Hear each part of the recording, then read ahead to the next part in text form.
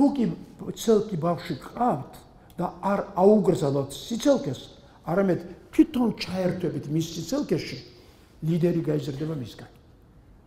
ლიდერი რაღაცის წამყვანი მეცნიერებაში, კულტურაში, ბიზნესში, პოლიტიკაში, ლიდერი ცელკი ბავშვი მომავალი ლიდერია.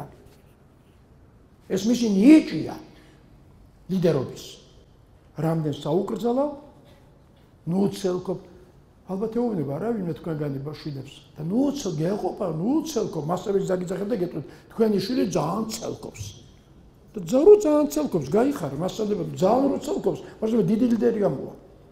იქნება პრეზიდენტი გახდეს და მე იტყვის, აი ჩემი მასწავლებელი ეს იყო.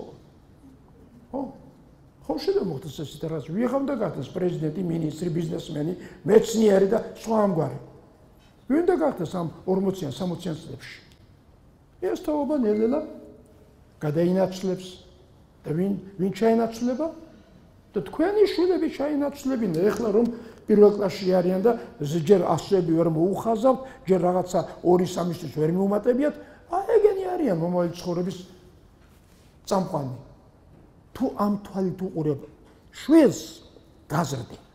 მაგრამ თუ იმით უყურებ, რომ ეს ცელკობს და ვაიმე და დაამტვრია, გააფუჭა, გადაადგილა და რაღაცა მოხდა, თუ ეს ფიქრები გაწუხებს, არა, მაშინ აზრთან საქმე არ აქვს. შენს სიმშვიდესთან გაქვს საქმე.